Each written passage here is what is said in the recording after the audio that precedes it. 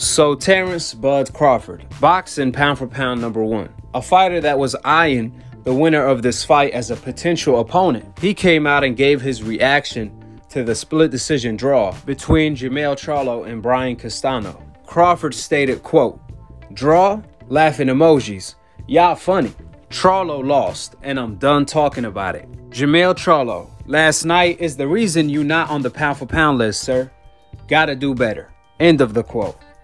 So Terence Crawford, just like the majority of the people, he had Castaño winning the fight, along with other champions as well, such as Andre Ward, David Benavidez, etc., etc., etc. So like I said before, the fight was very close. Therefore, if you have Castaño winning the fight, you got it right. You are not wrong. However, if you have the fight a draw, you're not in the wrong either. But if you have one fighter completely dominating, then you are completely wrong, since this was not that type of a fight. This was a tough fight to call due to the fact that there wasn't that many definitive rounds to give. Instead, they were a lot of swinging rounds that really could have went either way. Each fighter had their moments. When the fight was in the center of the ring, it was mainly Jermell Charlo scoring. When Castaño had Jermell Charlo on the ropes, it was mainly Castaño scoring. Don't get me wrong, Castaño had some success from the outside every now and then. So did Jermell Charlo. He had success as well from the ropes. He managed to hurt Castaño twice, really badly, from the ropes. Which that's what made it a very tough fight to call, because there wasn't 7 definitive rounds you could give to Castaño.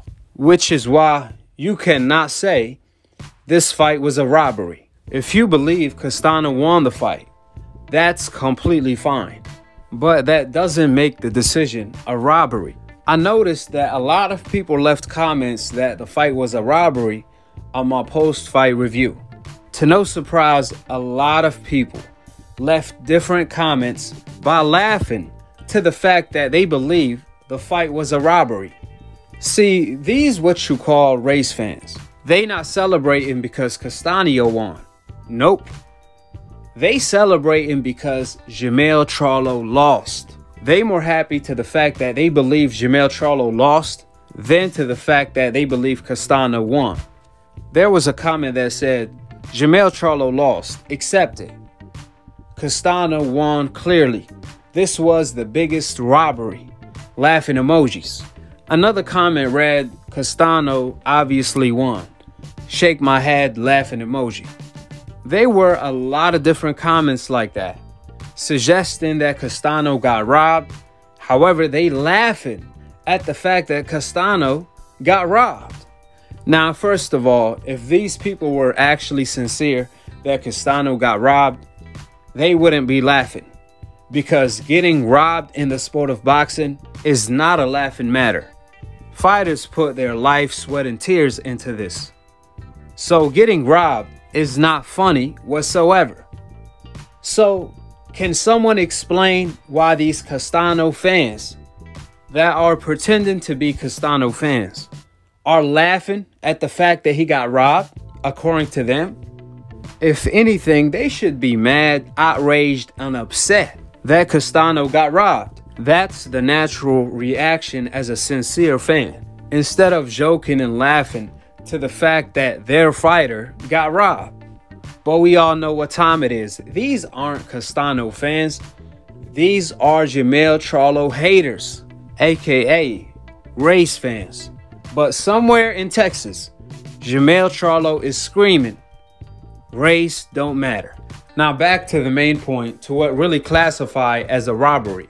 A robbery is when you have a one-sided performance, a dominant performance, where there's a clear winner. However, that fighter doesn't get the win. Now, that's a robbery. For example, Roy Jones Jr. in the Olympics. Roy Jones clearly won every single round. He beat down his opponent, even managed to drop him.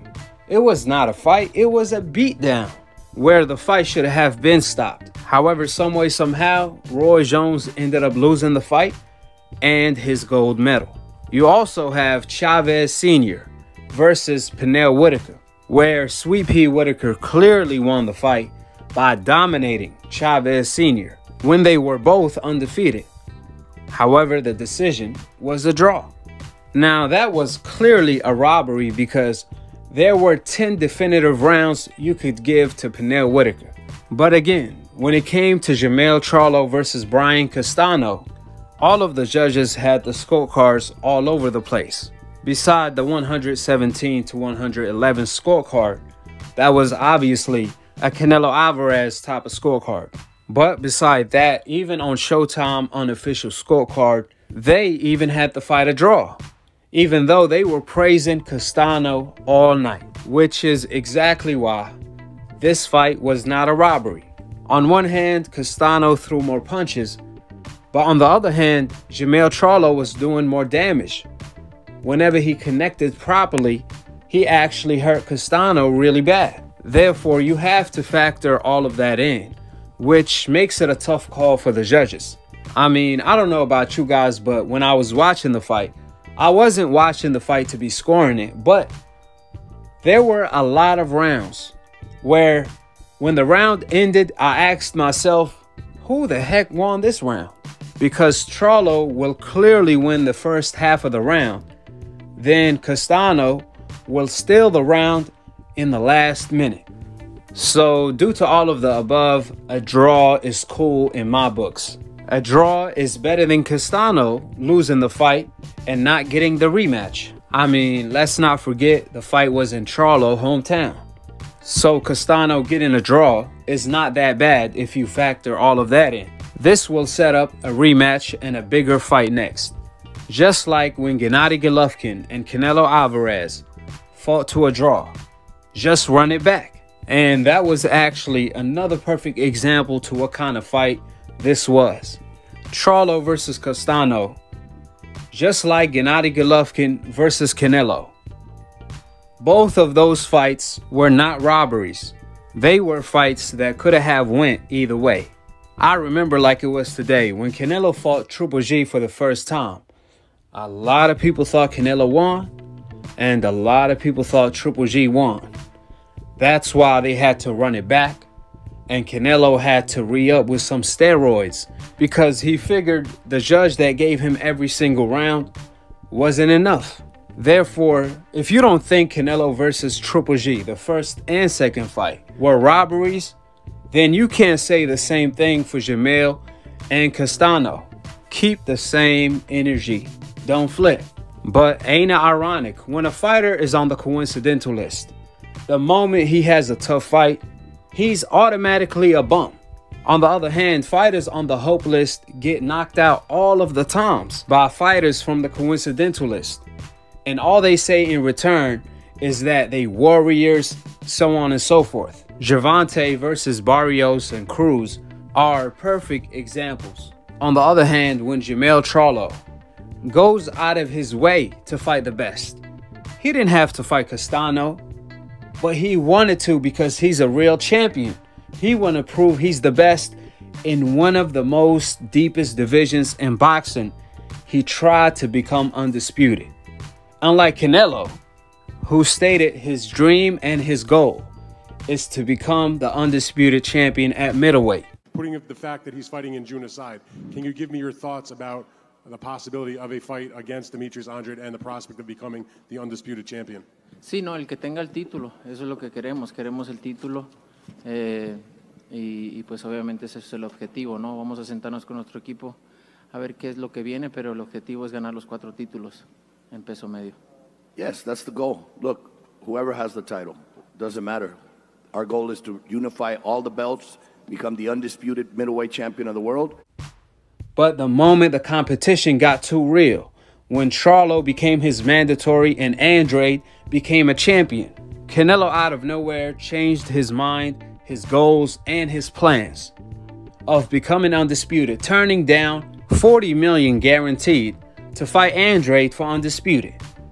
His biggest purse of his career for his biggest fight of his career, for his biggest accomplishment of his career, in order to go for an easier task to become undisputed at 168 in a European division, one of the weakest divisions since Canelo already stole Benavidez's belt without facing him. See, they will praise Canelo for that, but they won't praise Jermell for going out of his way to fight the best. Instead, they will criticize him, claiming that he's now a bum. When in our reality, that's what happens when the best fight the best. Because by these decaf's logic, Canelo is the biggest bum, since every time he stepped up in competition, he barely won the fight. When he fought Trout, he barely won that fight. When he fought Floyd Mayweather, he got his cherry popped. When he fought Lara, he really lost that fight. Matter of fact, Castaño had a way better performance against Lara than Canelo did, and that's a fact. Then when Canelo fought Triple G, the first fight was a draw, and the second fight, he barely won that fight. So, according to the decafs, if Jermell Charlo got exposed for being a bum, for having a close fight with another real champion in Castaño, then Canelo Alvarez is the ultimate bum for having all of them close fights while cherry picking. Therefore, keep the same energy. Don't flip. Apply the same logic to all of the fighters if that's the case. It's funny, a lot of people left comments such as, and you said Canelo avoided both of the Charlo brothers. He would have killed them. That's a lot of would've, could've, should've. At the end of the day, Castaño having cojones and fighting Jermell has nothing to do with Canelo Alvarez having none. The fact that Canelo ducked both of the Charlo twins' fights is already stamped in history, and nothing is going to change that. Jermell and Jermall could lose, but that's not going to change the fact that Canelo ducked both of them and Andre. The only fighters that will make an impact is the fighters that beat them or fight them. That's who gets the credit, the fighter who was brave to do so. But we all know what time it is when it comes to Canelo. If there's no ducking, there's no life in boxing. That's a Canelo quote, by the way. And last but not least, I remember like it was today when Jermell was going out of his way to please the Canelo fans and all of the decafs, to try his best to get them to like him and join the Lions only.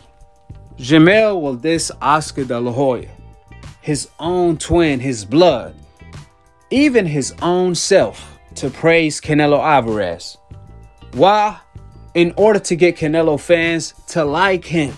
He went out of his way to say the things that old media wanted to hear, so they could like him as well, such as race don't matter. And now today is a wake-up call, because now he's realizing race is the only thing that matter, because the same people he was going out of his way to get them on his side are the same people that's trashing him in the comment section. Just peep the comments. All the people he been kissing up to get their approval now turned their back on him. I said it a million times. They do not love you. They are not fans of you. They only fans of what you say at the moment in time. They not laughing with you. They laughing at you. Now, where's all the Lions only fans at? Nowhere to be found. Which is why you have to be you and tell the truth unfiltered, instead of saying what they want to hear in order to be liked or loved. At the end of the day, or at least the night, they do not like you. They don't love you because you don't have the right complexion. So when Jermell says things like, they don't like us because we different. Different how? Last time I checked, you are not alien. You just happen to have the wrong complexion. That's why at some point you have to wake up. Do you want to be a goat or you want to be a sheep? Do you want to be a leader or a follower? That's up to every single individual.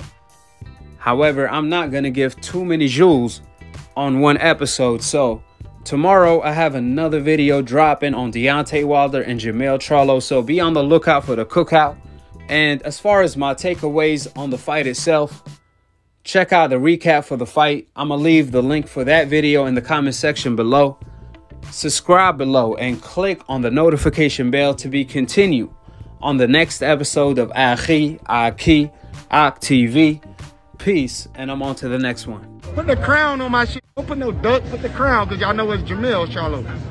It's Jermell Charlo, not the other one. I'm not Jermell Charlo, I'm Jermell Charlo. And I never duck nobody. So quit putting that shit. Viva Mexico. Viva Mexico. Ain't none of them, ain't no Mexican at the top in my weight division. Yeah. Ain't no Mexican. What Mexican at the top in the 154? Nobody. Argentinian, and Dominican, and American, and Cuban, and no Mexican. So stop asking. Viva Mexico, I love y'all. But I ain't no Mexican in 154. I'm 154. Straight up. Fight, we lit. Hello. Then we out of here. Cause they ain't kick us out. No, I ain't saying my brother ducking. I'm just saying I'm not Jermell. I'm just saying I'm not Jermell. I'm King Charlo. I'm not Mal. Sorry. I don't know what else to say.